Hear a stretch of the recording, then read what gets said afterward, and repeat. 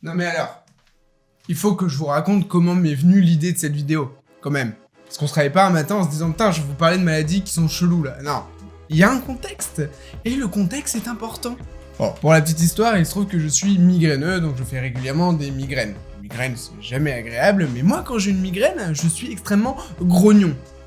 Vous avez pas entendu ce mot depuis longtemps, c'est normal. Enfin bref, quand j'ai une migraine, je suis le pire humain de la planète, je suis exécrable, je ne pense qu'à une chose, c'est à m'enfermer dans le noir. Et il se trouve que l'autre jour, je me suis perdu sur la toile et je me suis rendu compte qu'il existait des migraines bien pires que les miennes. Voilà, et de fil en aiguille, j'ai envoyé des messages à des potes en leur disant « Hey, ce serait cool que je fasse une vidéo sur des maladies atypiques, envoyez-moi les petits trucs que vous rencontrez en stage ou je ne sais pas. » Et du coup, j'ai une liste longue comme le bras et j'ai fait une petite sélection de 4 maladies dont vous n'avez peut-être jamais entendu parler. Vous en connaissez peut-être une des 4, mais ce dont je suis sûr, c'est que vous ne pouvez pas toutes les connaître, que vous soyez soignant ou non. Enfin bref, on se retrouve après l'intro. Ah oui, petite info en plus, certaines des images de cette vidéo vont être assez dégueulasses, je vous conseille de pas regarder avec votre enfant.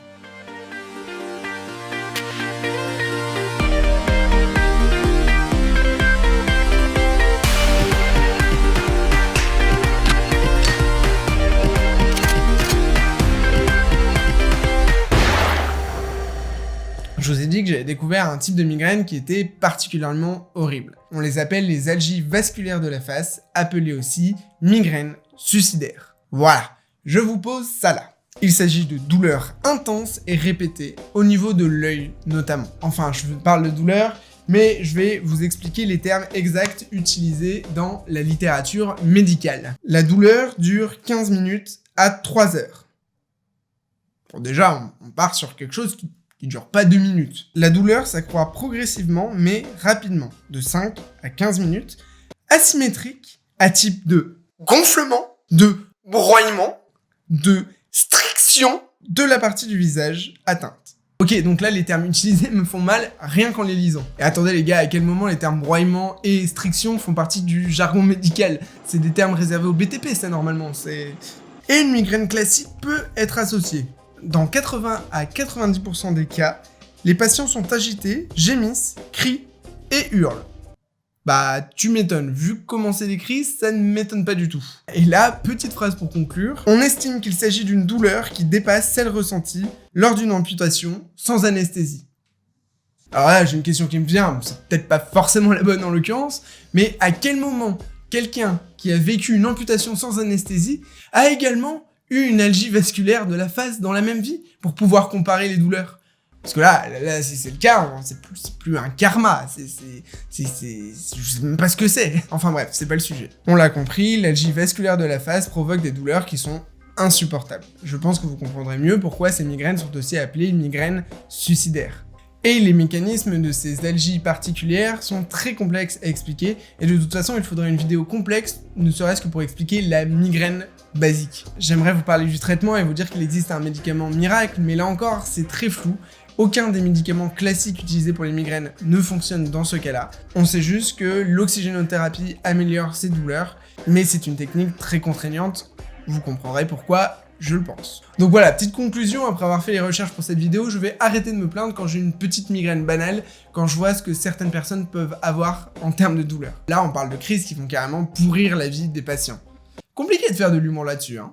Allez hop, on passe à une autre pathologie.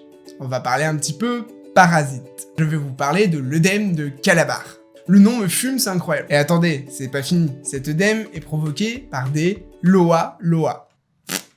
Je vous explique. Vous êtes en Afrique équatoriale. C'est une maladie tropicale. Je vous rassure, vous n'allez pas le choper en allant vous balader au Champ de Mars. Vous vous réveillez un matin avec de l'œdème, donc un gonflement au niveau des membres supérieurs, des mains, des poignets, au niveau de la face éventuellement et au niveau du thorax. C'est le fameux œdème de Calabar. Vous vous sentez pas au top du top et vous allez dans la salle de bain pour vous brosser les dents. Et là, vous voyez un truc bouger dans votre œil. What? Vous regardez votre œil de plus près et vous voyez ça. Que faites-vous? Réponse A, vous vous arrachez l'œil immédiatement. Réponse B, vous retournez vous coucher en étant persuadé qu'il s'agit d'un cauchemar. Réponse C, vous tapez de manière frénétique dans Google « J'ai une larve dans l'œil, je fais quoi ?» Lisons un petit peu de littérature. L'incident est bénin et relativement fréquent. Pardon? J'ai un putain de verre dans l'œil là. Et vous me dites que c'est bénin? Il peut également changer d'œil en cheminant sous la peau et la racine du nez. Non mais, pardon? Mais ils viennent d'où ce putain de verre? Le vecteur, donc l'insecte qui transmet ce parasite, est un taon. Je rêve où il a dit taon ce con. De la famille des chrysoptes.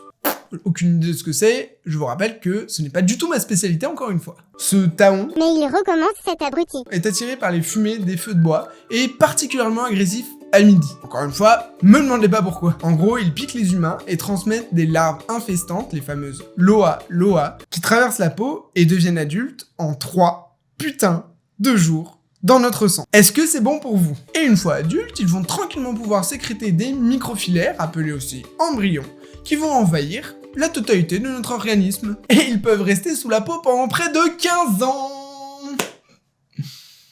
Voilà, moi je sais pas si vous avez vu Alien, mais moi je pense directement à ça et j'ai des frissons rien que d'y penser. Et c'est leur invasion qui va provoquer le fameux œdème de Calabar. Bon, conclusion, si vous êtes en Afrique, évitez de faire des feux de bois ou de sortir à midi.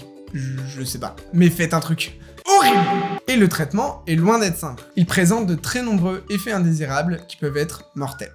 Revenons sur une pathologie un petit peu moins gore, l'érythermalgie. On va de nouveau parler d'une douleur, encore une fois très rare, mais très contraignante. Cette douleur, généralement localisée au niveau des pieds et parfois des mains, est déclenchée par le chaud et soulagée par le froid. Là encore, on retrouve des mots bien sympas, comme les crises durent quelques minutes à plusieurs heures, douleur intense à type de brûlure. Bien sympa encore. Mais le pire, c'est que ces crises peuvent être déclenchées par pas mal de choses. Exercice physique, repos sous une couverture, port de chaussures, variation de la température ambiante d'une pièce, bref, des choses qui se produisent plusieurs fois dans la journée. Mais attendez, j'ai vu un détail encore plus affreux. L'endormissement provoque des crises à cause de la vasodilatation associée. Les personnes atteintes d'érythermalgie souffrent donc de troubles du sommeil parfois très sévères, à cause des crises qui se déclenchent au moment de l'endormissement, et qui empêchent ce dernier, forcément. Seuls les antalgiques très puissants peuvent soulager la douleur. C'est une maladie très rare mais reconnue, et il est important de la diagnostiquer pour adapter le traitement en fonction de la douleur. Ah, je vous ai pas dit que j'allais parler de vidéos sympas en vous parlant de vidéos étranges. Bon, et d'ailleurs, je ne peux pas faire une vidéo sur les maladies étranges sans vous parler du syndrome du loup-garou. Ah, mais j'ai vu passer ça sur Google, j'ai sauté dessus, vous commencez à me connaître. Bon, cette maladie est également appelée hypertrichose, à ne pas confondre avec l'hirsutisme. Je vais vous montrer quelques photos, vous allez comprendre de vous-même. En gros, c'est un développement excessif de la pilosité, mais sans excès d'hormones comme les androgènes, comme il peut y avoir dans l'hirsutisme, justement. Et cette pilosité envahissante peut survenir de manière locale ou généralisée à l'entièreté du corps. Pour la petite histoire, un des cas les plus célèbres de cette maladie était Pedro González, qui a inspiré le personnage de la Bête dans La Belle et la Bête. Vous comprendrez pourquoi, je pense. Bon voilà, je vous ai parlé des 4 maladies qui m'ont le plus intrigué en faisant mes recherches. Très clairement, il me reste des dizaines d'autres en stock, donc si le concept vous plaît, je pourrais tout à fait refaire une vidéo pour vous faire découvrir des maladies dont vous ne soupçonniez pas l'existence. N'hésitez pas à commenter la vidéo, à la partager si elle vous a plu, à vous abonner si ce n'est pas encore déjà fait, et moi je vous dis à la prochaine, salut! Attends, attendez, j'ai pas un truc là? Il est là, je le vois.